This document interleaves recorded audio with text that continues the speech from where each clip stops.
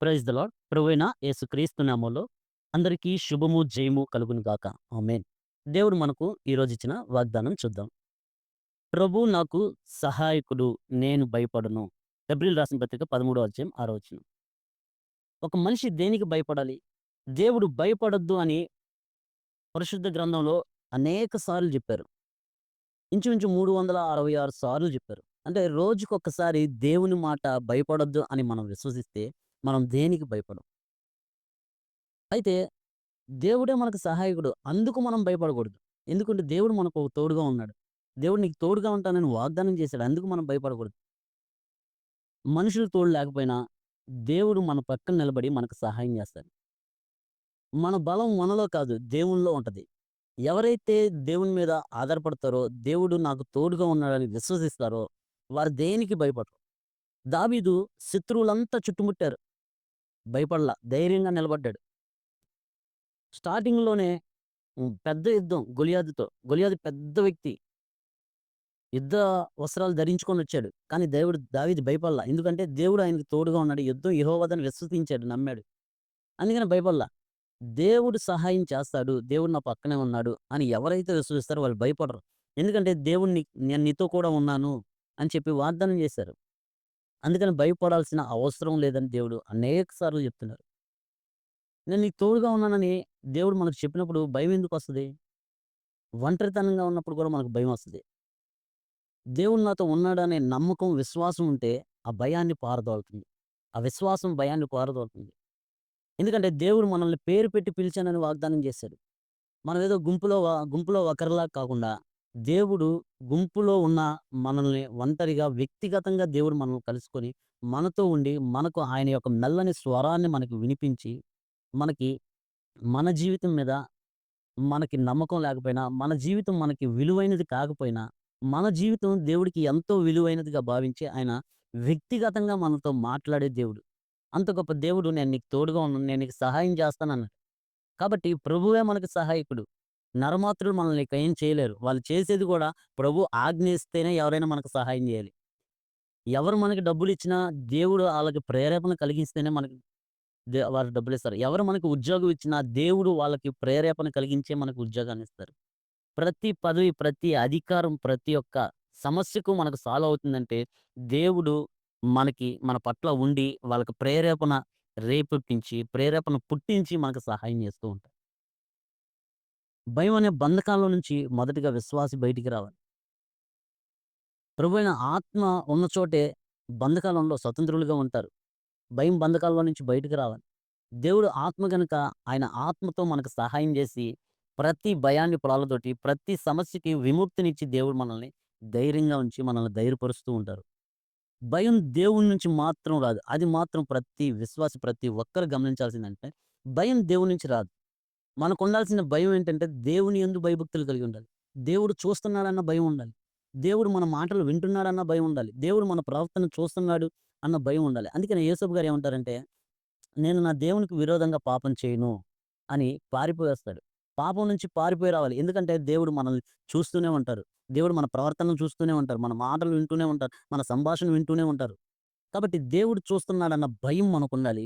ఆ భయం మనకున్నప్పుడు వేరే భయాలన్నిట్లి మీద భయం పోయి, దేవుని మీదే భయం ఉంటది కాబట్టి, దేవుని యందు భయభక్తులు కలిగి ఉంటాం కాబట్టి, దేవుడు మనకు సహాయం చేస్తాడు కాబట్టి, ఆయన వాగ్దానం చేసిన దేవుడు నమ్మదగిన దేవుడు కాబట్టి, ఆయన మాట ఇచ్చి నెరవేర్చుకునే దేవుడు కాబట్టి, మనం భయపడాల్సిన పని లేదు. దేవుడు మనకి భయపడే ఆత్మనివ్వల. ఇంద్రియ నిగ్రహం కలిగిన శక్తి, ప్రేమ, స్వస్థపరిచే బుద్ధి మనకి ధైర్యమైన కలిగిన ఆత్మని ఇచ్చాడు గాని, భయపడే ఆత్మనివ్వల. అందుకనే భయం దేవుని యొద్ద నుండి రాదు. మనకి భయం పుట్టాల్సింది దేవుని మీదే భయం పుట్టాలి.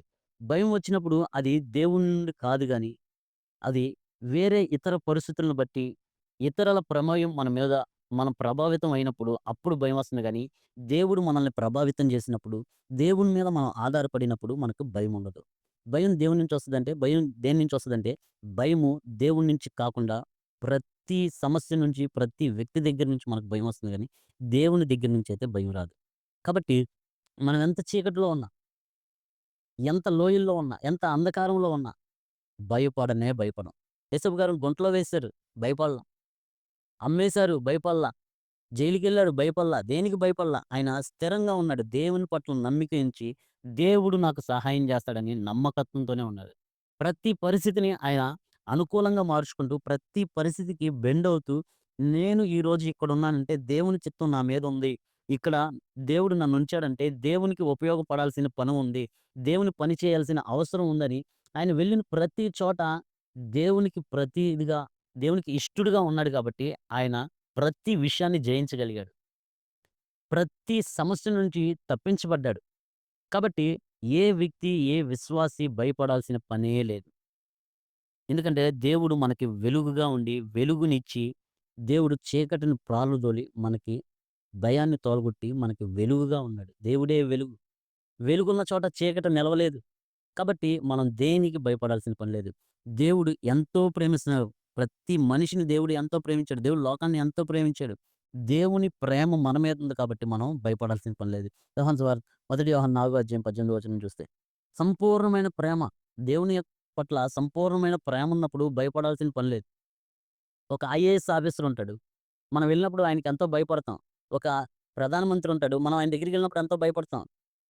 ముఖ్యమంత్రి ఉంటాడు. ఆయన దగ్గరికెళ్ళినప్పుడు ఎంతో భయపడతాం. అదే వ్యక్తి మనకి బంధువైతే మనం భయపడతామా? అదే వ్యక్తి మన ఫ్యామిలీ మెంబర్ అయితే మనం భయపడతామా?